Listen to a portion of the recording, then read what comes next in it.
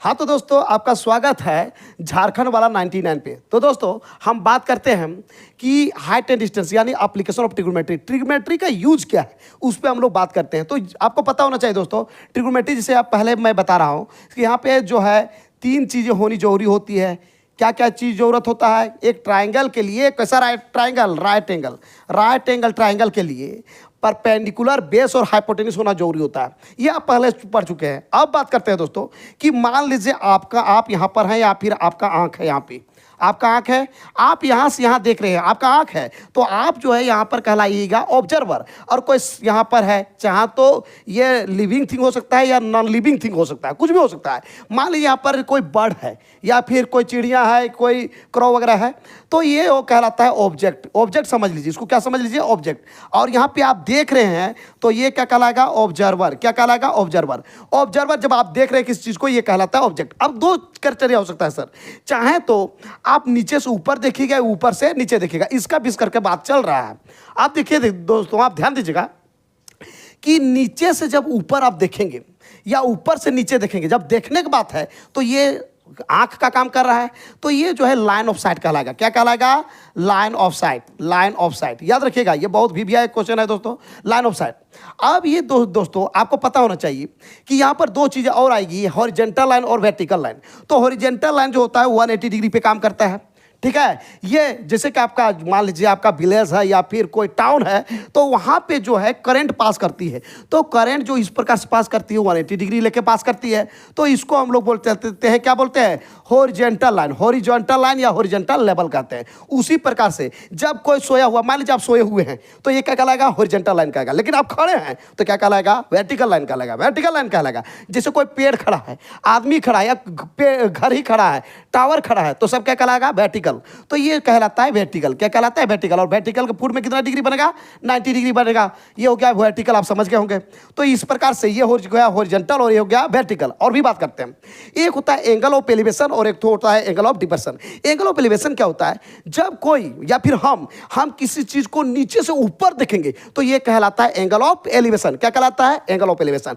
लेकिन ऊपर से हम नीचे देखेंगे, जैसे यहां से हम इधर देखेंगे तो कहलाएगा, यहां पे जो एंगल बनेगा वो कहलाता है angle of elevation. Angle of elevation कहलाएगा। लेकिन यही चीज हम ऊपर से नीचे देखते तो कहलाता है एंगल ऑफ डिप्रेशन। ठीक है दोस्तों, अब बात करने की बात है कि यहां से मान लीजिए ये नीचे से आप ऊपर देख रहे हैं। अब याद रखिएगा ये चीज, चाहे तो एंगल ऑफ एलिवेशन हो या एंगल ऑफ डिप्रेशन हो, ये जरूरी है, हॉरिजॉन्टल लाइन होना जरूरी है। तो देखिए ये हॉरिजॉन्टल लाइन के ऊपर में बन रहा है, ये एंगल देखिए हॉरिजॉन्टल लाइन के ऊपर बन रहा है, तो ये कहलाता है angle of elevation. Angle of elevation जब भी बनता है हॉरिजॉन्टल लाइन के ऊपर बनता है। अब कहिएगा सर यहाँ पर, तो यहाँ पर हम बात कर रहे हैं यहाँ पर किस प्रकार से होगा? तो दोस्तों यहाँ पे जो होगा इस प्रकार से होगा। मान लीजिए कि आप ऊपर में यहाँ पे हैं, अब यहाँ से आप यहाँ पे देख रहे हैं, अब ये है तो इसके लिए हाइट तो कुछ होगा ना, तो कुछ हाइट है, ये सपोज करो हाइट है। अब यहाँ से कोई ऑब्जेक्ट है, यहाँ पे ऑब्जेक्ट है, सपोज करो कोई फूल है, ठीक है, इस फ्लावर को आप देख रहे हैं, तो ये जो फ्लावर को देख रहे हैं यहाँ से लेकर यहाँ तक, आपको मैंने पहले ही बताया, जो आप देख रहे हैं तो ये कहलाता है लाइन ऑफ साइट। अब यहाँ से यहाँ चीज़ को देख रहे हैं यानी ऑब्जेक्ट ही है, तो ये जो है कहलाता है ऑब्जेक्ट। तो ये लाइन ऑफ साइट हो गया। ये क्या हो गया?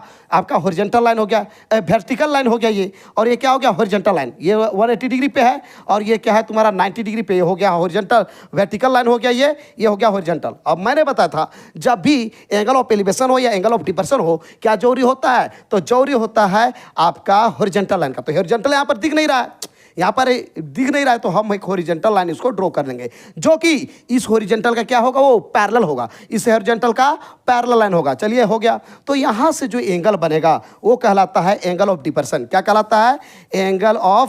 एंगल ऑफ डिप्रेशन कहलाता है, एंगल ऑफ डिप्रेशन। तो दोस्तों याद रखिएगा कि यदि एंगल हॉरिजॉन्टल लाइन के ऊपर बने तो होता है एंगल ऑफ एलिवेशन, और एंगल हॉरिजॉन्टल लाइन के नीचे बने तो होता है एंगल ऑफ डिप्रेशन। तो दोस्तों अब बात करते हैं हम आगे हम आते हैं क्वेश्चन पे दोस्तों। तो क्वेश्चन नंबर 1 आप देख सकते हैं कि क्या है। सो दोस्तों क्वेश्चन नंबर 1 पर, क्वेश्चन नंबर 1 ये कहता है if the length of the shadow of a tree, कहता है कोई पेड़ है उसका शेडो बन रहा है। मान लीजिए ट्री है, देखिए ये मेरा क्या है, ट्री है। अब इसका शेडो छाया बनेगा, तो छाया ये पेड़ है, तो पेड़ का छाया कहाँ पर बनेगा, इधर नहीं बनेगा, कहाँ पर बनेगा, ये जमीन में बनेगा, तो ये बनेगा। तो ये उसका क्या है, शेडो है। इसका क्या है, ये शेडो है।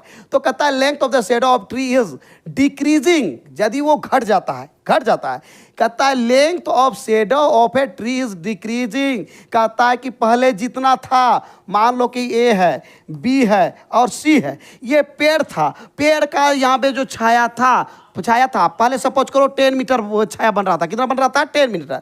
अब क्या है, कहता है डिक्रीज हो रहा है, यानी कि छाया क्या हुआ, घट गया। अब 10 होता, अब यहाँ पर क्या है कि छाया 10 न बन के यहाँ से यहाँ कितना मीटर बन रहा है, 5 मीटर बन रहा है। कितना मीटर बन रहा है, 5 मीटर। तो हो गया PQR। तो आपको पूछ रहा है एंगल ऑफ एलिवेशन, बताए थे एंगल ऑफ एलिवेशन किसको होता है, जब नीचे से ऊपर देखते हैं, एंगल ऑफ एलिवेशन यहाँ बनेगा, यहाँ भी बनेगा। तो एंगल ऑफ एलिवेशन बताइए क्या होगा, increasing, decreasing, remaining the same, none of these. कहता है कि कोई ट्री है, उसका छाया, मान लीजिए पेड़ है, पेड़ में आप देखते होंगे सुबह सुबह बहुत ज़्यादा छाया बनता है, बड़ा लंबा छाया बनता है, फिर धीरे धीरे जैसे जैसे 12-1 बजता है तो एकदम छाया कम हो जाता है। तो कह रहा है कि छाया पहले ज़्यादा बन रहा था, ठीक है, अब धीरे धीरे कम बनने लगा, कम बनने लगा, कम बनने लगा। तो बताइए कि वैसी स्थिति में एंगल ऑफ एलिवेशन, ये एंगल बनेगा, कितना बनेगा। तो ध्यान दीजिए कि जितना लंबा छाया होगा, ठीक है, लंबा होगा, और जितना लंबा छाया होगा उतना ही एंगल कम बनेगा, ठीक है, और जितना कम छाया बनेगा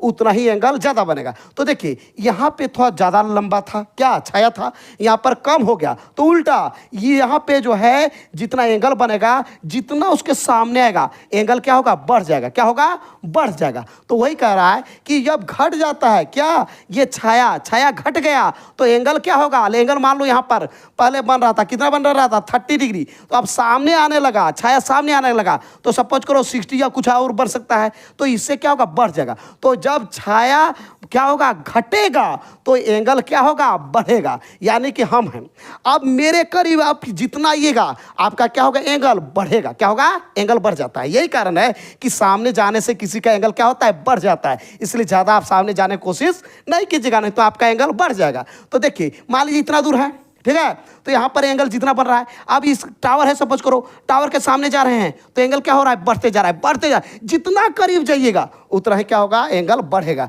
तो कहने का मतलब ये है कि छाया पर जितना होगा, ज़्यादा होगा, उसका एंगल कम बनेगा, छाया कम बनेगा, एंगल ज़्यादा बनेगा। तो यही क्वेश्चन था। तो कहने का मतलब कि पेड़ का जो छाया यदि कम है तो बताइए एंगल ऑफ एलिवेशन क्या होगा। तो एंगल ऑफ एलिवेशन जो है कम नहीं होगा, बल्कि क्या होगा, ज़्यादा होगा, इंक्रीजिंग होगा, क्या होगा, इंक्रीजिंग होगा।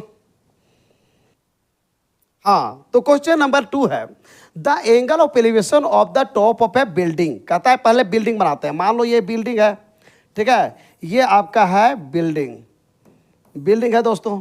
कहता है कि the angle of elevation of the top of the, अच्छा बिल्डिंग का 2 चीज होगा, यहाँ पे टॉप होगा तो ये क्या होगा, बॉटम होगा। कहता है top of building from a point on the ground, मान लीजिए ग्राउंड है, ये क्या है, ग्राउंड का क्या है, पॉइंट है, क्या है, ये पॉइंट है on the ground which is 30 metre away from the foot of the building. कहता है ये जो बिल्डिंग का फुट है, पैर है, इससे कितना, तो कह रहा है 30 मीटर, कितना, 30 मीटर दूर है। तो 30 मीटर ये दूर है, ये पॉइंट यहाँ से कितना है, 30 मीटर दूर है, 30 मीटर दूर है।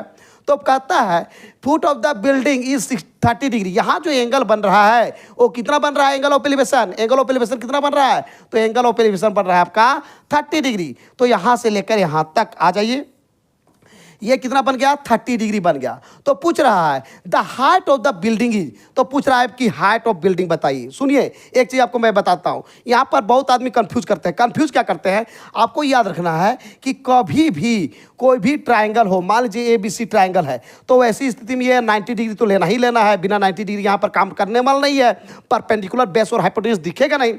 अब देखिएगा जब भी सपोज करो इस एंगल का बात चल रहा है, अब ये दिया हुआ है और ये पूछ ले, तो यही याद रखना है कि मान लो ये P है, ये B है और ये H है। यदि ये दिया हुआ है ये पूछ ले तो इसको नहीं लेना है, जिसके जो दिया हुआ है जो पूछ रहा है उसी को लेना है, दूसरा नहीं लेना है। सपोज कीजिए कि ये दिया हुआ है ये पूछे तो ये दोनों को लेना है। फिर ऐसे भी हो सकता है ये दिया हुआ रहता है इसका वैल्यू और ये पूछता, तो ये दोनों को ही लेना है। एक दिया हुआ और एक पूछा जाए वही लेना है और ज़्यादा नहीं ही लेना है। उसी प्रकार से इसको याद रखिएगा। दूसरी बात आपको मैं पहले बताया था कि जितना भी रेशियो होता है ना, सब ट्रिग्नोमेट्रिक रेशियो में आता है। चाहे तो पी बाई बी लिखो, पी बाई एच लिखो, बी बाई पी लिखो, एच बाई बी लिखो, जो लिखना है सब कुछ ना कुछ ट्रिग्नोमेट्रिक रेशियो में आना ही आना है। ऐसा रूल है, ऐसा बनाया गया है। तो देखिएगा यहाँ पे आप लोग जवाब दीजिएगा दोस्तों। आप लोग बताइए यहाँ पे कि यहाँ जो है कह रहा है कि बताइए कि बिल्डिंग का हाइट, यानी कि इसको निकालना है। और दिया क्या है, देखिए अच्छा से देखिए, यहाँ पर 3 डिस्टेंस दिया हुआ है। एक परपेंडिकुलर होगा, दूसरा बेस होगा, तीसरा हाइपोटेन्यूज होगा। जैसे 30 डिग्री है तो ये मेरा क्या कहलाएगा, परपेंडिकुलर कहलाता है। आपको पता है एंगल का अपोजिट साइड जो होता है वो क्या कहलाता है, परपेंडिकुलर। और एक एंगल को जो है ना एडजस्ट करता है कि एडजेसेंट, वो क्या कहलाता है, तो ये कहलाता है बेस। क्या कहलाता है, ये बेस। ये हो गया परपेंडिकुलर और ये हो गया बेस। ये दिया हुआ है और ये पूछ रहा है, तो यही दोनों को लेना है। तो किसको किसको लेना है, पी और बी। तो दोस्तों यहाँ पे भी कंफ्यूज नहीं करना है। पी बाय बी भी ले सकते हैं और बी बाय पी भी लिख सकते हैं, दोनों में आंसर आएगा। तो देखिए इसमें किसमें, तो लिखिएगा 10। क्या 10, यहाँ कितना एंगल है, 10 30 डिग्री इक्वल टू, या फिर 10 ना लिख के क्या ले सकते हैं, कोट भी ले सकते हैं। कहीं कि सर कोट में किससे आएगा, तो बिल्कुल आएगा। कोट में इसलिए आएगा क्योंकि कोट का होता है B by P. B by P रहे या पी बाय बी रहे, उससे कोई लेना देना नहीं है हमको। मतलब ये दोनों आता किसमें है, तो इससे भी आंसर आएगा और इससे भी आएगा। अब आप लोग बताइएगा, यहाँ पर एंगल देखिएगा कितना डिग्री है, 30 डिग्री। आप लोग बताइएगा कि बताइए, आप लोग बताइए, जवाब दीजिए। आप लोग को ये बताना है कि 10 30 डिग्री है तो 10 30 डिग्री यानी 10 थीटा का वैल्यू क्या होता है, पी बाई बी होता है। क्या होता है, पी बाई बी। अब आपको पता है 10 30 डिग्री वैल्यू होता है 1/√3। क्या होता है, 1/√3। तो बताइएगा यहाँ पर, बताइए इसके लिए मैंने अभी बताया ये क्या है, पी है। तो पी कुछ दिया हुआ है, नहीं दिया हुआ है, तो कुछ नहीं दिया है तो पी को पी ही लिख दो, कोई दिक्कत नहीं। आप देखो बी का वैल्यू क्या दिया हुआ है, 30। कितना है, 30। चलिए इसको कैलकुलेट कीजिए, इसको इधर ले आइए, है ना, पी का वैल्यू निकालना है, इसको इधर ले आइए। तो क्या होगा, 30/√3 इक्वल टू क्या होगा, पी। इसको आप चाहे तो कटिंग फटिंग कर सकते हैं, और नहीं समझ में आता है तो आपको रूट हटाना है। देखिए आंसर दिया हुआ है क्या, 10/30/√3 ऑलरेडी दिया हुआ है, इसलिए ज़्यादा दिमाग नहीं लगाना है, और नहीं तो कटिंग फटिंग करके आपको लिखना होता। तो इसका जो है क्वेश्चन नंबर 2 का आंसर क्या हो जाएगा, बी नंबर होगा, 30/√3। अब चलते हैं दोस्तों नेक्स्ट क्वेश्चन। नेक्स्ट क्वेश्चन क्या है, नेक्स्ट क्वेश्चन ये है दोस्तों, देख सकते हैं क्वेश्चन नंबर 3 है, if the height of the building, ठीक है, if the height of the building and distance from the building, ठीक है। पहले हम बिल्डिंग बनाते हैं दोस्तों, ये मेरा है बिल्डिंग, ठीक है, आपका बिल्डिंग बना दे रहे हैं, ठीक है दोस्तों, बिल्डिंग, ये आपका हो गया बिल्डिंग, ठीक है, आपका बिल्डिंग बन गया। ये कहता है if the height of the building and the distance from the building foots to a point is decreasing by 20%, ठीक है।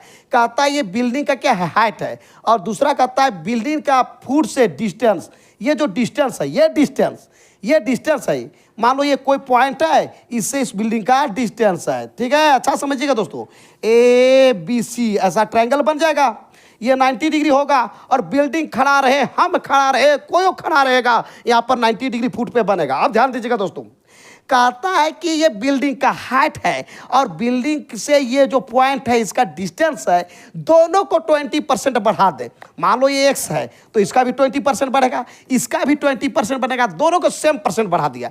तो मान लीजिए ऐसे है, फिर ऐसे ही एकदम सेम फिगर बनेगा, एकदम ऐसे बनेगा, एकदम सेम बनेगा। तो वैसी स्थिति में कहता है कि बताइए then the angle of elevation, तो बताओ एंगल क्या, ये एंगल कितना बढ़ेगा। तो ध्यान दीजिएगा दोस्तों, ऐसा नहीं कि ये 20% बढ़ जाएगा। आप सपोज कीजिए कि एक पिक्चर है अक्षय कुमार का, ठीक है, फिर same to same Akshay Kumar का एकदम सेम रेस्पेक्ट में आप ऐसे ही फिगर आपको मिल गया, तो इसमें कोई चेंज नहीं होने वाला है, सिमिलर फिगर कहलाता है ये। तो दोस्तों ये सिमिलर हो गया, जैसे कोई मान लीजिए कि एक टॉर्च है, ठीक है, या फिर ये है, ये आप देख रहे हैं मार्कर है या कोई भी पेन है, अब टॉर्च यहाँ पर लगा दीजिएगा, ठीक है, जला दीजिएगा। अब टॉर्च जला दीजिएगा, जो यहाँ पर जो शेड पड़ रहा है, छाया पड़ रहा है, जितना आगे पीछे कीजिएगा, इसका जितना इधर बढ़ेगा उतना ही रिस्पेक्ट में इधर बढ़ेगा। ऐसा नहीं कि इधर ऐसे बढ़ जाएगा, इधर ऐसे होगा। जैसे हम आदमी है, ठीक है, मेरा माथा जितना है और पैर है, मतलब माथा यदि बढ़ जाएगा किसी, जब फिगर मेरा सेम वही बन रहा है, फिगर को बड़ा छोटा करना है और मतलब होगा तो पूरे बड़ा होगा ना। जैसे मेरा माथा बढ़ रहा है तो मेरा पैर भी बढ़ेगा। ऐसा नहीं कि माथा बड़ा कर देंगे और पैर छोटा कर देंगे तो हम तो रहे रहेंगे नहीं, हम मेरे जगह दूसरा आदमी आ जाएगा। इसलिए क्या होता है, जब ये भी 20% बढ़ रहा है और ये भी 20% बढ़ रहा है, इसका मतलब ये फिगर जो बन रहा है सेम टू सेम बन रहा है, इसमें कोई चेंजिंग नहीं है। तो वैसी स्थिति में क्या होगा कि एंगल, ये जो एंगल है, पूछ रहा है बताइए एंगल में क्या चेंज होगा, तो एंगल में कोई चेंज होने वाला नहीं है, डू नॉट चेंज। तो इसका करेक्ट आंसर क्या हो जाएगा, सी हो जाएगा, सिमिलर फिगर बनेगा। हम ऐसे आपको समझ में नहीं आएगा तो कमेंट बॉक्स में जरूर बताइएगा, तो हम बताएंगे सिमिलरिटी का रूल क्या है, हम कैसे जानेंगे कि बिना इतना सोल्व किए कि सिमिलर फिगर है या नहीं है। चलते हैं दोस्तों नेक्स्ट क्वेश्चन। तो नेक्स्ट क्वेश्चन क्या है, ध्यान दीजिएगा, ये हो गया इसका सी नंबर। नेक्स्ट क्वेश्चन है क्वेश्चन नंबर 4। क्वेश्चन नंबर 4 क्या कहता है दोस्तों, ध्यान दीजिएगा। क्वेश्चन नंबर 4 कहता है if a tower 6 metre high, मान लीजिए टावर है, ठीक है, ये मेरा क्या है टावर, टावर का कहता है इफ ए टावर जिसका हाइट कितना है 6 मीटर, चलो लिख देते हैं, ये है मेरा 6 metre, 6 metre cast shadow of इतना, इसका जो छाया बन रहा है, ये टावर का छाया भी बन रहा है, कहाँ पर बनेगा, जमीन में बनेगा। तो यहाँ पर जमीन में बन रहा है, मान लो ए बी, ये क्या है टावर है, और ये सी है, ये यहाँ पे क्या बन रहा है, छाया बन रहा है, टावर का छाया। यहाँ पर सन है, सन से जो है इसके लाइट आ रहा है तो छाया इधर बन रहा है, ठीक है, शेड यहाँ पर बन रहा है। कहता है शेडो ऑफ 2√3, ये जो बन रहा है कितना बन रहा है, 2√3 बन रहा है, कितना बन रहा है, 2√3 बन रहा है। लॉन्ग ऑन द ग्राउंड, कहाँ पर ग्राउंड में बनेगा, सीधी बात है, नहीं भी लिखा रहता तो हम समझ जाते। Then the sun's elevation is, तो बताइए जो सन है एंगल ऑफ एलिवेशन का रहा है, मतलब angle of elevation, angle of elevation क्या बताए थे, नीचे से ऊपर देखना। अब नीचे से ऊपर यही से देखेगा कि इधर से देखेगा, ठीक है, ये हो गया angle of elevation.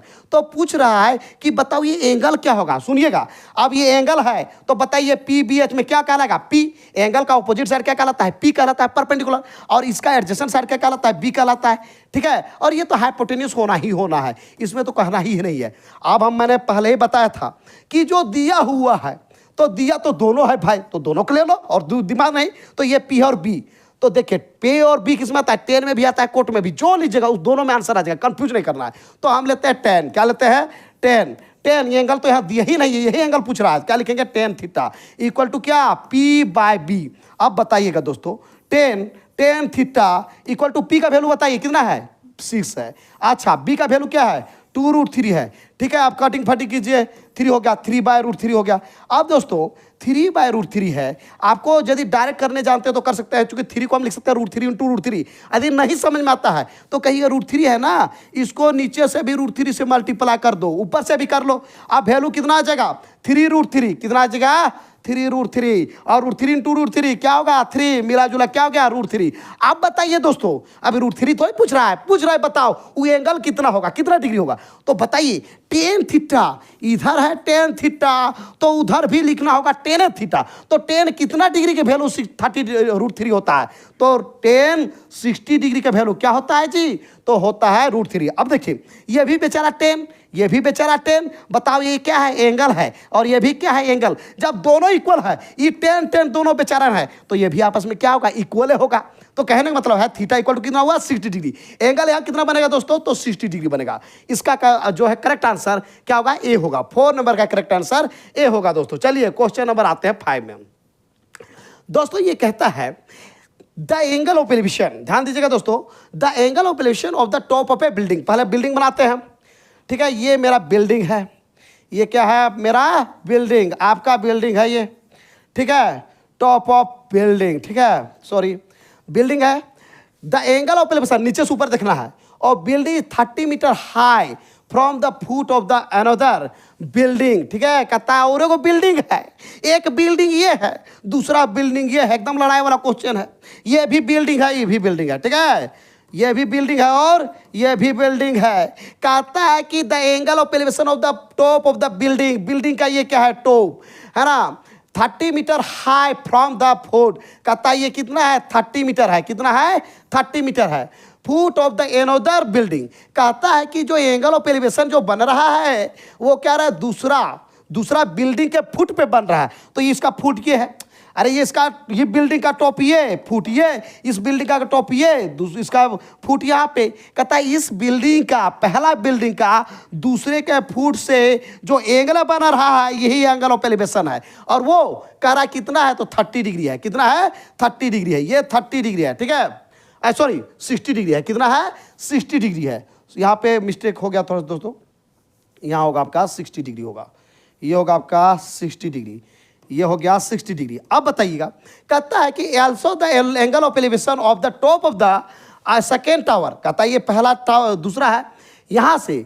Second tower, sorry ये बिल्डिंग था, ये टावर था, from the foot of the first tower is 30 degree. ठीक है, अब टावर का बात, यहाँ पर क्वेश्चन थोड़ा सा मिस्टेक किया है दोस्तों, कुछ यहाँ पर कह दिया बिल्डिंग और यहाँ पर कह दिया टावर। तो दोस्तों ऐसा घबराना नहीं है, बिल्डिंग का ही बात है। तो यहाँ पे, यहाँ से लेकर यहाँ पर, इसका टॉप से इसका फुट कितना बन रहा है, तो ये 30 डिग्री, कितना बन रहा है 30 डिग्री। अब पूछ रहा है then the distance between the two building. अब देखिए क्लियर हो गया, बीच के बीच पूछ रहा है बिल्डिंग, तो यानी कि यहाँ टावर ओवर नहीं होगा, गलती से मिस्टेक हो गया, ये टावर ओवर नहीं होगा, दोनों बिल्डिंग पूछ रहा है जी, ये भी बिल्डिंग है और ये भी बिल्डिंग है। तो पूछ रहा है कि बताइए इसका फुट और इसका फुट का डिस्टेंस कितना है। तो सिंपल सा बात है, ये तुम्हारा दिया हुआ है इस ट्रायंगल में ए बी सी और D, in triangle A B C में ध्यान दीजिएगा कि इसमें जो है ये चीज दिया हुआ है, ये पूछ रहा है। तो सिंपल हम बताए ना, दिया हुआ है पूछे तो ये एंगल है, तो इस क्या कहलाएगा, ये पी कहलाएगा, ये क्या कहलाएगा बी। हालांकि इस एंगल के लिए ये क्या कहलाएगा पी और ये कहलाएगा बी, तो इससे हमको कोई लेना देना नहीं, क्योंकि यही पूछ रहा है। तो हम दोनों काम क्यों करेंगे जब मेरा डायरेक्ट बन रहा है। तो यहाँ पर जो है पूछ रहा है, तो हम जो पूछ रहा है वो चीज ले लेंगे और दूसरा जिस जो दिया हुआ है उसको ले लेंगे। तो इस ट्रायंगल में हम ध्यान देंगे, तो ये कहलाता है बी और ये कहलाता है पी। पी और बी किसमें होता है, टेन में, तो क्या होगा tan theta, tan theta equal to क्या होगा पी बाई बी, क्या होगा पी बाई बी। और टेन यहाँ पर बताइए कितना डिग्री है, टेन है 60 degree, tan 60 degree equal to P, P का वैल्यू कितना है, तो पी का वैल्यू है आपका 30। ठीक है, बी, बी का वैल्यू क्या है, बी का वैल्यू दिया हुआ है नहीं, यही निकालना है दोस्तों। टेन 30 डिग्री का वैल्यू क्या होता है जी, 60 डिग्री वैल्यू, तो 60 डिग्री वैल्यू होता है √3 इक्वल टू क्या होगा 30, क्या होगा 30 होगा और 30 बाय हो जाएगा आपका बी। मिला जुला के बात करेंगे तो बी का जो वैल्यू होगा वो क्या होगा 30 बाय √3, 30 बाय √3। अब इसको कैलकुलेट कीजिए, तो कैलकुलेट कीजिएगा 30 बाय √3 कहीं पर है, नहीं है, तो आप क्या करते हैं इसको, चलिए √3 से मल्टीप्लाई कर दीजिए, उस भी √3 से कर दीजिए, क्या हो गया 30 √3 बाय क्या हो गया 3, कट जाएगा, क्या हो गया ये, हाँ 10√3, क्या होगा 10√3, 10√3 किस में है, तो ये हो गया। तो इसका जो करेक्ट आंसर होगा दोस्तों ये आपका ए नंबर होगा, क्या होगा ए नंबर। तो 5 का करेक्ट आंसर हो जाएगा ए नंबर। अब आते हैं क्वेश्चन नंबर 6 दोस्तों। क्वेश्चन नंबर 6 है the angle of form, the angle form by the line, ठीक है, the angle form by the line of site, line of site with the horizontal. देखिए जैसा मैंने पहले बताया था वैसा क्वेश्चन आ गया, angle form by the lines of site. Line of site किसको बोलते हैं, मान लीजिए कि यहाँ पर कोई क्या है, कोई यहाँ पर ही है, ठीक है। अच्छा बिलो द हॉरिजॉन्टल लेवल, ठीक है, अच्छा से याद रखिएगा। हमको आपको बोले थे कि मान लीजिए ये है 90 डिग्री, ठीक है, याद रखिएगा, आप लोग जवाब दीजिएगा। ये मेरा एंगल बन गया ए बी सी, ये होता है हॉरिजॉन्टल लाइन या हॉरिजॉन्टल लेवल, ठीक है। दूसरा बताया था मैं कि मान लीजिए यहाँ पे है, ऊपर से आप नीचे देख रहे हैं, आंख आपका कहाँ पर है, यहाँ पे है, ठीक है, यहाँ से आप ऊपर देख रहे हैं ऐसे, अब वहाँ से ऊपर से नीचे देख रहे हैं तो एंगल बन रहा है यहाँ पे। तो पूछ रहा है ये चीज, the angle form by the line of site, line of site with horizontal, horizontal कहाँ, हॉरिजॉन्टल, चाहे तो आपका एंगल ऑफ एलिवेशन बात हो या एंगल ऑफ डिप्रेशन बात हो, ये क्या किसका बात आएगा, हॉरिजॉन्टल का। Of the point is below the horizontal level, horizontal line या हॉरिजॉन्टल लेवल के नीचे में जब होता है एंगल तो क्या कहलाता है, एंगल ऑफ डिप्रेशन। देखिए ये हॉरिजॉन्टल लाइन है, ये क्या है हॉरिजॉन्टल, इसके नीचे जब बनता है बिलो कह रहा है तो ये हो गया एंगल ऑफ डिप्रेशन, क्या कहलाता है, एंगल ऑफ डिप्रेशन, ठीक है।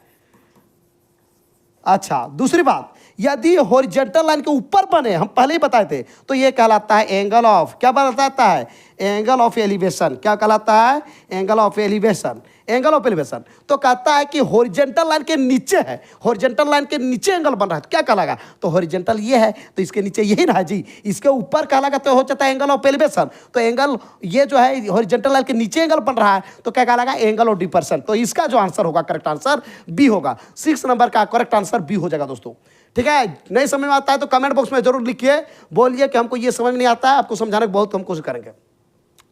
आते हैं नेक्स्ट क्वेश्चन दोस्तों। नेक्स्ट क्वेश्चन क्या है, ध्यान दीजिएगा। The angle formed by the line of site with the horizontal when the point being viewed is above the horizontal is, है ना, लेवल इज कोल्ड, एकदम सेम क्वेश्चन आ गया। कहता है कि कोई लाइन है, लाइन ऑफ साइट आप देख रहे हैं, अब हॉरिजॉन्टल लाइन के ऊपर एंगल बने, हॉरिजॉन्टल लाइन क्या ऊपर, ये हॉरिजॉन्टल ये है ना जी, इससे जस्ट ऊपर में एंगल बनता है, तो इस एंगल को क्या कहते हैं, तो इस एंगल को क्या कहा जाता है, मैंने अभी बताया, हॉरिजॉन्टल लाइन के ऊपर होता है एंगल ऑफ एलिवेशन, क्या कहलाता है, एंगल ऑफ एलिवेशन, एलिवेशन। अच्छा, और ये ऊपर मतलब क्या बोलते हैं हम, हॉरिजॉन्टल लाइन के नीचे बने, क्या कहलाता है, एंगल ऑफ डिप्रेशन। तो ये कहता है हॉरिजॉन्टल लाइन के ऊपर बनता है, हॉरिजॉन्टल लाइन के क्या होता है, above, above the horizontal level या हॉरिजॉन्टल लाइन, तो हॉरिजॉन्टल लाइन या हॉरिजॉन्टल लेवल के ऊपर बने तो उस एंगल को क्या बोलते हैं, तो एंगल ऑफ एलिवेशन, क्या बोलते हैं, एंगल ऑफ एलिवेशन। अब किसमें है, तो हो गया A is correct answer of question number 7। Next question चलते हैं दोस्तों, क्वेश्चन नंबर 8 है। क्वेश्चन नंबर 8 क्या है, ध्यान दीजिएगा, from a point on the ground, ठीक है, एक ग्राउंड है, ग्राउंड जमीन कुछ भी समझ लीजिए, फील्ड समझ लीजिए, कहता है from a point on the ground which is 50 metre away from the foot of the tower. पहले हम टावर बनाते हैं, ठीक है दोस्तों, ये आपका क्या है, टावर, ठीक है, टावर। अब ये टावर है, मान लो इस टावर का क्या है, टॉप है, और ये क्या है, बॉटम। कहता है कि from a point on the ground which is 50 metre away from the foot of the tower, tower के फुट से कितना दूर है, तो 15 मीटर दूर है। तो कहता है द एंगल ऑफ एलिवेशन, फिर एंगल ऑफ एलिवेशन मतलब नीचे से ऊपर देखना है, किसको देखना है, एंगल ऑफ एलिवेशन में टॉप ऑफ द टावर, किसको देखना है, टॉप ऑफ द टावर। चलो यहां से देखो, है ना, इससे टॉप ऑफ द टावर को दिखा दीजिए, ठीक है। कहता है कि बताइए कितना डिग्री बन रहा है यहाँ पे, तो एंगल ऑफ एलिवेशन बन रहा है 60 डिग्री। पूछ रहा है हाइट ऑफ द टावर बताओ, तो इसका टावर का हाइट तो यही कहलाएगा भाई, कि ये वाला कहलाएगा, टावर ये है तो यही कहलाएगा। तो चलिए हम बताए थे आपको लेना है कौन, 3 साइड है, 3 साइड में 2 साइड को चूज करना है, 2 ही साइड को चूज करना है, P B H perpendicular base और हाइपोटेन्यूज में 3 में 2 को लेना है। तो देखिए किसको लेना है, एक दिया है वो और एक पूछ रहा है वो, तो ये तो दिया हुआ है, दिया यही ना 15 मीटर है, कि ये वाला दिया है, ये तो कुछ दिया हुआ नहीं, तो इसको नहीं लेना है। ये दिया हुआ है, ये पूछ रहा है कि हाइट बताओ, तो ये जो है इस एंगल के लिए क्या कहलाएगा, पी, और इस एंगल के लिए ये क्या कहलाएगा, बी, और ये बेचारा 90 डिग्री है, तो ये तो हाइपोटेन्यूज कहलाएगा। तो यहाँ पर दिया ये है, पूछिए रहा है, तो पी और बी किसमें आता है, 10 में, तो 10 एंगल कितना होगा, 60 डिग्री, कितना होगा, 60 डिग्री इक्वल टू क्या, पी बाय बी, बताइएगा 10 60 डिग्री, 10 60 डिग्री का वैल्यू क्या होता है, √3, क्या होता है, √3। पी का वैल्यू क्या है, पी कुछ नहीं है, दे दीजिए पी, बी का वैल्यू क्या है, 15, क्या है, 15। अब देखिए दोस्तों, इसका वैल्यू निकालना है, इसको इधर ले आइए, क्या होगा, 15 √3, क्या होगा, 15 √3 किसमें है, तो ये, तो A is correct answer of the question number 8। चलते हैं क्वेश्चन नंबर 9 में दोस्तों। क्वेश्चन नंबर 9 क्या कहता है, the line drawn from the eye of the observer to the point in the object viewed by the observer is को said to be. बड़ा अच्छा क्वेश्चन आ गया जो कि मैं बता रहा था। कहता है the line drawn from the eye, ठीक है, किससे, आपके आंख से एक लाइन ड्रॉ किया गया, ठीक है, आपका आंख यहाँ पे है, आपका आंख बनाते हैं भाई, ठीक है, सॉरी आंख बनाने में थोड़ा मिस्टेक हो रही है, ठीक है, ये आंख है आपका। कहता है कि the line drawn from the eye, आपका आंख से एक लाइन ड्रॉ किया गया, ठीक है, ऑब्जर्वर ऑफ एन ऑब्जर्वर, आप किसका काम कर रहे हैं, ऑब्जर्व का, किसी चीज को देख रहे हैं, टू द पॉइंट, उस पॉइंट को, इन द ऑब्जेक्ट व्यू, जहां पर ऑब्जेक्ट रखा हुआ है, मान लीजिए आपका आंख यहाँ पर है, और यहाँ पर एक कोई सामान रखा हुआ है, ये कहलाता है ऑब्जेक्ट, क्या कहलाता है, ऑब्जेक्ट, सॉरी ये कहलाता है ऑब्जेक्ट, और ये आंख जो आपका काम कर रहा है, देखने काम कर रहा है, तो उसको कहते हैं ऑब्जर्वर, क्या कहलाता है, ऑब्जर्वर। आपको भी कोई देखता होगा तो आप ऑब्जर्वर सोचिएगा, वो ऑब्जर्वर का, जैसे आप हमको देख रहे हैं तो आप ऑब्जर्वर कहलाएंगे, और हम जो कहलाएंगे वो क्या कहलाएंगे, ऑब्जेक्ट कहलाएंगे, चाहे तो लिविंग थिंग हो या फिर नॉन लिविंग थिंग हो। तो ये जो है कहता ये है कि जब आपके आंख से क्या एक लाइन ड्रॉ किया गया है, आपके आंख से लाइन ड्रॉ किया गया है, और किसको देख रहा है, उस पॉइंट को देख रहा है ना, जो कि है ना ऑब्जर्वर से देखा जा रहा है, तो बताइए इसको लाइन को क्या कहेंगे, इस लाइन को क्या कहेंगे, आपके आंख से एक लाइन ड्रॉ किया गया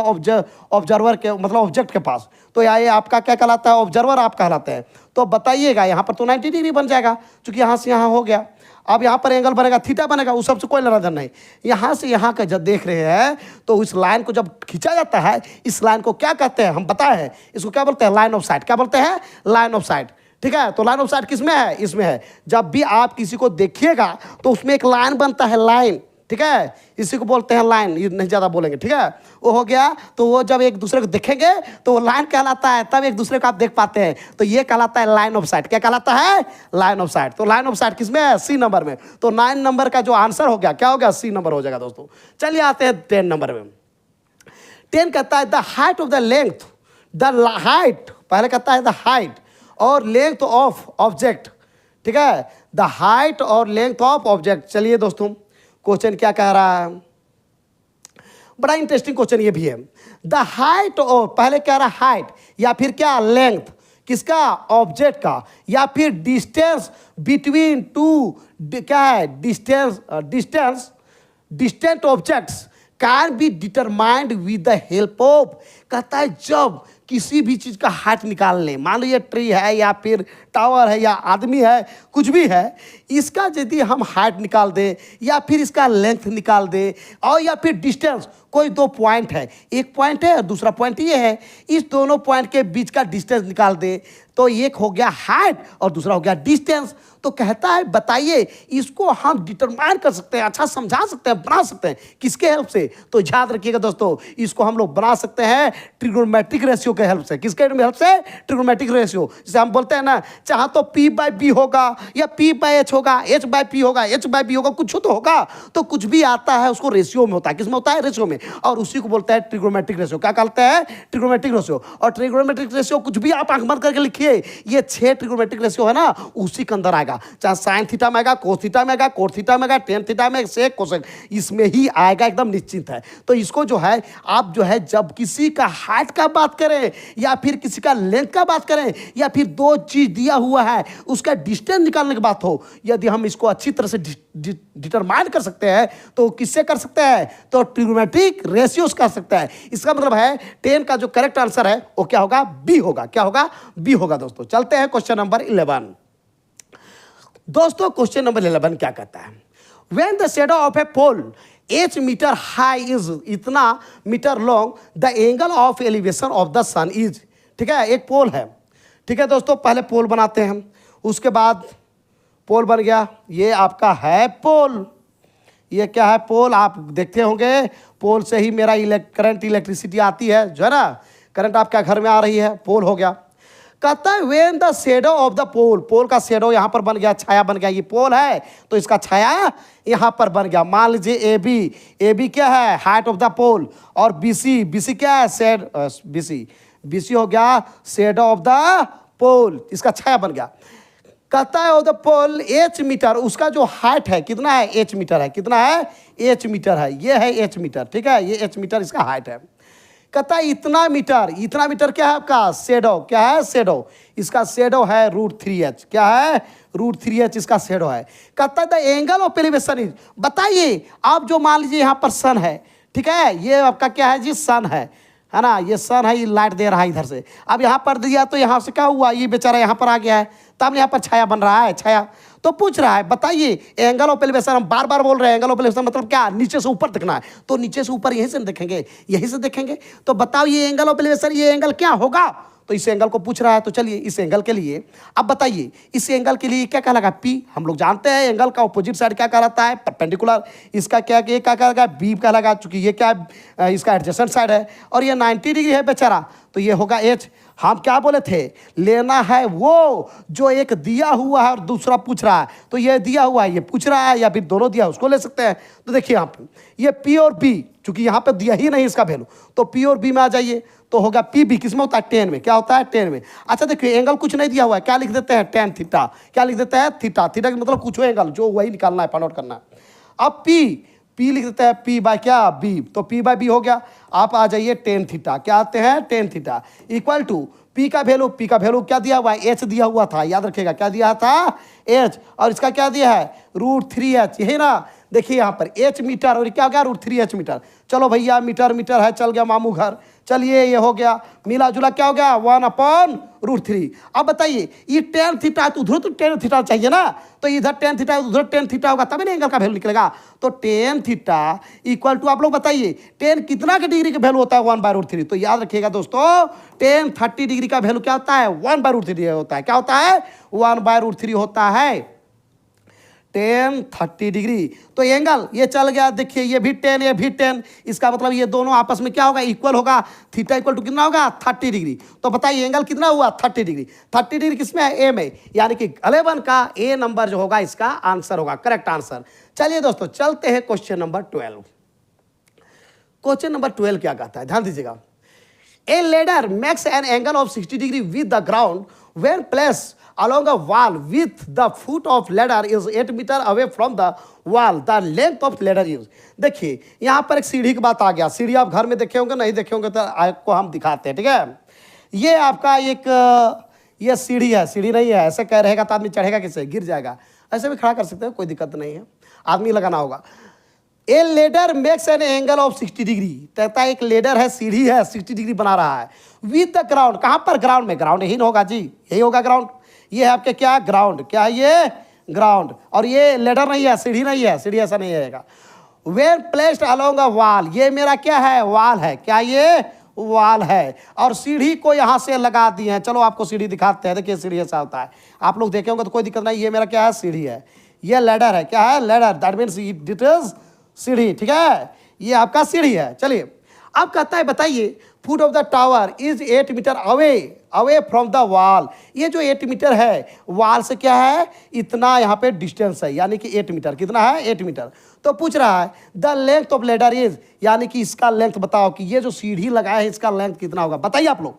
अब बताइए यहाँ पर एंगल दिया हुआ है, तो ए लेडर ये 60 डिग्री दिया हुआ है, कितना दिया हुआ है, 60 डिग्री। बताए थे हम आप लोग को बार बार कि ये जो है क्या बन रहा है, तो ये एंगल ऑफ एलिवेशन बन रहा है, ठीक है। अब देखिए दोस्तों हो क्या रहा है कि यहाँ पर पूछ रहा है इसका लेंथ बताइए सीढ़ी का। अब हमको बता रहे हैं आपको एकदम सिंपल तरीका, इसमें यही देखना है, कंफ्यूज नहीं करना है कि यहाँ पर पहले एंगल ये है तो इसके लिए कहलाएगा ये P, ये क्या कहलाएगा B, और ये 90 डिग्री है तो सीधी सी बात ये क्या कहलाएगा H। हमको ये पूछ रहा है, ये पूछ रहा है, और क्या दिया हुआ है, ये दिया हुआ है, ये 8 मीटर है, ये तो कुछ दिया ही हुआ नहीं है। तो जो दिया हुआ है उसको लेना है और जो पूछ रहा है उसको लेना है। तो दोस्तों यहाँ पर ये और ये, तो ये क्या कहलाता है B, और ये क्या है H। अब बताओ B/H किस में होता है, तो आपको बताए थे कॉलेज भागल है, B/H होता है कॉलेज से, यानी कि कोस थीटा का वैल्यू जो होता है वो होगा B/H। अच्छा दोस्तों कोस थीटा का जो रेसिप्रोकल होता है क्या बताए थे हम लोग, क्या बताए थे, सेक, क्या बताए थे, सेक। तो कोस से भी ले सकते हैं या सेक से भी ले सकते हैं, दोनों से आंसर आएगा। आपको हार्ड बढ़ाने या घबराने की जरूरत नहीं है दोस्तों। चलिए हम आते हैं नेक्स्ट। अब देखिए कोस थीटा का वैल्यू, तो कोस यहाँ पर क्या है, कोस 60 डिग्री है, क्या है, थीटा की जगह नहीं लिखेंगे, क्या लिखेंगे, 60 डिग्री। बी मेरा बताओ कितना दिया हुआ है, दिया हुआ है 8, ठीक है। एच कितना है, एच नहीं दिया हुआ, यही तो पूछ रहा है, एच, ठीक है। हाइपोटेनियस, H4 क्या हो गया, हाइपोटेनियस। ज़्यादा मूड खराब है तो इसका नाम भी लिख सकते हैं, क्या है, AC। एच ना लिख के क्या लिख सकते हैं, AC, लिखिएगा इसको AC। अब बताइए कोस 60 डिग्री का वैल्यू वही होता है जो साइन 30 डिग्री होता है, कितना होता है, साइन 30 डिग्री। और साइन 30 डिग्री का वैल्यू क्या होता है, 1/2, क्या होता है, 1/2। तो 8 क्या होगा, AC, 8/AC। AC को यहाँ पे ले आइए, ठीक है, AC को यहाँ ले जाइएगा तो 2 यहाँ चल जाएगा, 8 × 2 होगा तो कितना होगा, 16, कितना होगा, 16। अब देखिए 16 मीटर कहाँ पर है, तो ये होगा, तो ये जो होगा D is correct answer of question number 12। Question number 12 का आंसर क्या होगा, डी हो जाएगा। आप समझ गए होंगे दोस्तों। चलते हैं क्वेश्चन नंबर 13। क्वेश्चन नंबर 13 क्या है दोस्तों, ध्यान दीजिएगा। If the height and length of the shadow of a tower are the same then the angle of elevation of the sun is, कहता है कि ध्यान दीजिएगा कि हाइट एंड लेंथ दो चीज है, एक हाइट है दूसरा है लेंथ। किसका, height, shadow of a tower है ना, आर द सेम, ठीक है। The height and length of shadow of the tower. चलिए ये क्या है, ये टावर है, क्या है, ये टावर है।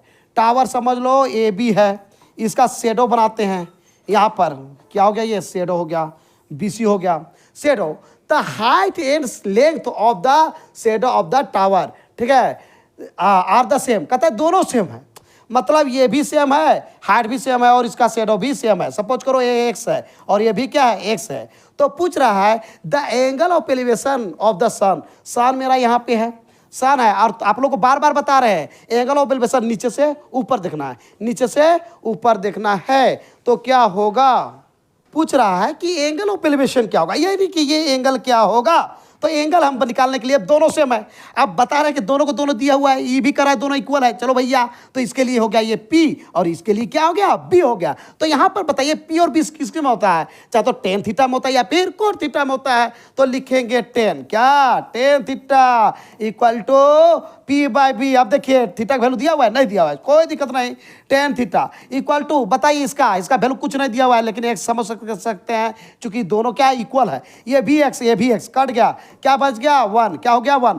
अब बताइएगा दोस्तों कि टेन थीटा इक्वल टू यहां पर वन, टेन कितना डिग्री की वैल्यू वन होता है, तो टेन होता है 45 डिग्री। कितना, 45 डिग्री। ये दोनों तो टेन टेन है, ये क्या है, तो ये है 45 डिग्री। इसका मतलब ये है कि थीटा इक्वल टू क्या होगा, 45 डिग्री। तो 45 डिग्री किस में है, तो ये है सी में, सी में। तो सी इज करेक्ट आंसर ऑफ 30। इसका दूसरा भी आंसर हो सकता था सिंपल वे में। मान लीजिए 90 डिग्री है दोस्तों, तो बताइए जब ये 90 डिग्री है, दोनों इक्वल है, तो इसको क्या बोलते हैं, आइसोसेलेस राइट एंगल ट्राइंगल। और आइसोसेलेस राइट एंगल ट्राइंगल में आप लोग जानते हैं कि एक डिग्री क्या होगा, एक एंगल होगा 90 डिग्री, और जो दो जो बच गए एंगल वो 45 डिग्री होता ही है। ये तो आप पहले जानते हैं, क्योंकि ये क्या बन रहा है, आइसोसेलेस राइट एंगल ट्राइंगल बनता है। यानी कि आपको इसको बनाने की जरूरत नहीं थी, लेकिन आप ऐसे ही बना सकते हैं, क्योंकि दोनों इक्वल है तो दोनों की इक्वल दे दीजिए, कटिंग कर दीजिए, वन आ गया। वन देखिए इधर टेन थीटा है, टेन कितना डिग्री की वैल्यू वन होता है, तो टेन 45 डिग्री का होता है।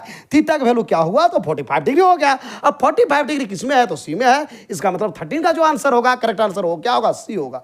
अब आते हैं क्वेश्चन नंबर 14 में दोस्तों।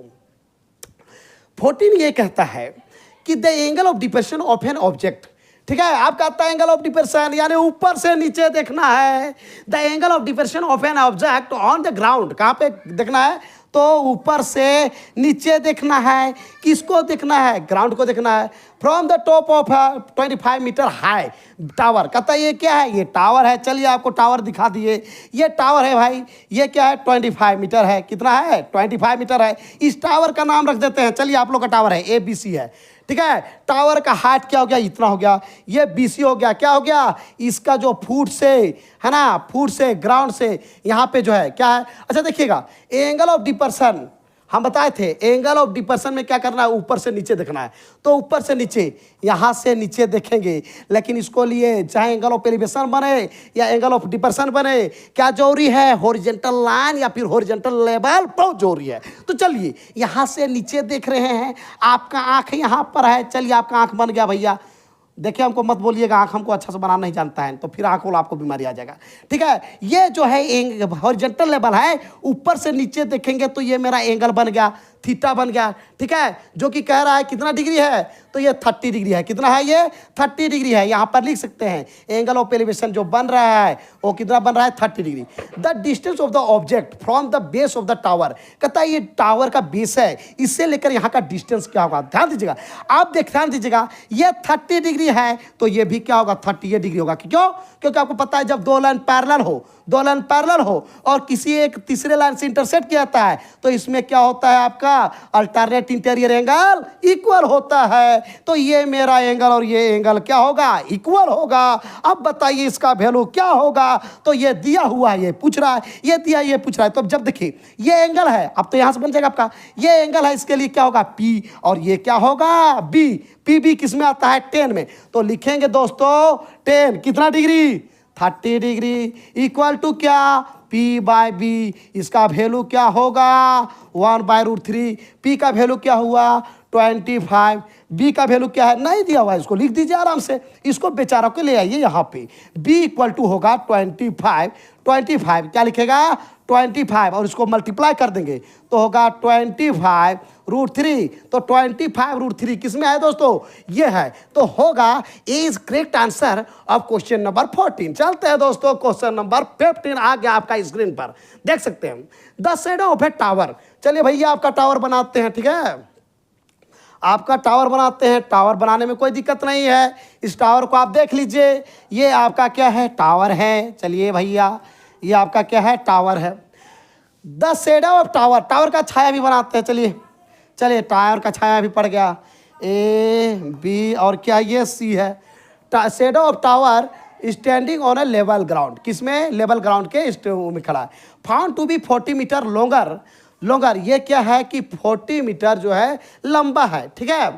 The shadow of tower standing on a level ground is found to be 40 metre longer when the sun's altitude is 30 degree, है ना, than when it was 60 degree. कहता है कि देखिए अब छाया जो है, छाया यहाँ से जो है सन यहाँ पे रहेगा, यहाँ पे सन रहेगा। आपको मैं पहले बताया था, एक चीज़ बता दीजिए, बताइए दीजिए कि पहले जो है जो एंगल बन रहा था जो है छाया यदि वो बढ़ जाएगा, छाया बढ़ जाएगा, छाया यदि बढ़ गया, छाया बढ़ गया, छाया बढ़ गया, तो आप लोग बताइएगा कि ये जब छाया बढ़ता है तो एंगल क्या होता है, घटता है, क्या होता है, घटता है। तो छाया जो ही बढ़ेगा, जितना बढ़ेगा, जितना डिस्टेंस होगा वो एंगल क्या होगा, बढ़ेगा, घटेगा, क्या होगा, घटेगा। तो यहाँ पर बन रहा था 60 डिग्री, अब क्या बन रहा है, ये 30 डिग्री बन रहा है। अब ध्यान दीजिएगा दोस्तों, ये क्या है, 60 डिग्री है, ये 30 डिग्री, ये 40 मीटर बढ़ जाता है। मान लो कि यहाँ से यहाँ का जो छाया था क्या था, x मीटर था, क्या था, x मीटर, ये 40 बढ़ गया, क्या हो गया, ये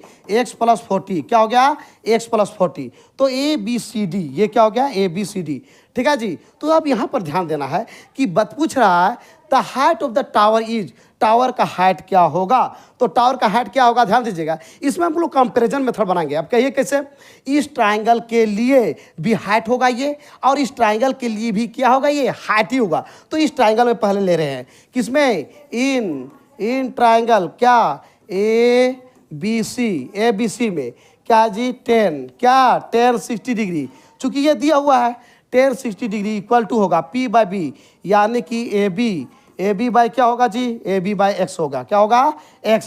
तो 10 60 डिग्री की वैल्यू क्या होगा, √3 इक्वल टू होगा AB बाई क्या होगा, x। अब देखिए AB दोनों में है, इसलिए AB कॉमन निकाल दीजिए, कॉमन AB का जो वैल्यू होगा, AB का वैल्यू क्या होगा, √3 इंटू x होगा। ये हो गया क्वेश्चन नंबर, इक्वेशन 1। उसी प्रकार से सेम आते हैं बड़ा ट्राइंगल में, किसमें, ABD में, इन ट्राइंगल ABD में, इन ट्राइंगल ABD में 10 क्या है, 10 30 डिग्री इक्वल टू होगा AB बाई क्या है जी, AB बाई BD, क्या है, AB बाई BD। 30 डिग्री की वैल्यू क्या होता है, 1/√3, क्या हो गया, 1/√3। AB की वैल्यू क्या है, AB हो गया। अच्छा, इसका वैल्यू क्या होगा, x। अच्छा 40, सॉरी, ये 40 जो है कहता है जितना बन रहा था इसमें से 40 ज़्यादा है, तो यहाँ से यहाँ कितना है, x है, तो क्या होगा, ये इसमें 40 ज़्यादा होगा, यहाँ से यहाँ क्या है, 40 हो जाएगा, कितना होगा, 40। अब यहाँ से लेकर यहाँ तक बात करेंगे तब मेरा होगा x प्लस 40, चूंकि यहाँ से लेकर x है और यहाँ से यहाँ 40 ज़्यादा है, ये जितना उससे ज़्यादा है 40, तो ये 40 हो गया। तो ये हो गया यहाँ से लेकर यहाँ तक क्या होगा, x प्लस 40 होगा। BD की वैल्यू क्या होगा, BD की वैल्यू होगा x प्लस 40, क्या होगा, x प्लस 40। तो बताइए AB का जो वैल्यू होगा x प्लस 40 बाय क्या होगा जी, √3, क्या होगा, √3। ये हो गया इक्वेशन 2। आप फ्रॉम इक्वेशन 1 एंड 2 देखिएगा, यहाँ भी AB है, यहाँ भी AB है, ठीक है। ये right side, left hand side equal हो तो राइट हैंड साइड भी क्या होता है, इक्वल होता है। जब हम चाहते हैं दो चीज़ें इक्वल हो तो एक side left hand side equal हो तो राइट हैंड साइड भी इक्वल ही होता है। तो ये √3x इक्वल टू क्या होगा, ये होगा। तो यहाँ पर लिख सकते हैं हम लोग, डायरेक्ट लिखेंगे दोस्तों, क्या लिखेंगे, ध्यान दीजिएगा, लिखेंगे यहाँ से इक्वेशन से √3x इक्वल टू क्या होगा, तो ये होगा x प्लस 40 बाय क्या हो गया, √3, क्या होगा, √3। बताइएगा क्या होगा, ये √3 इंटू √3x क्या होगा, 3x equal to x plus क्या, 40 हो गया।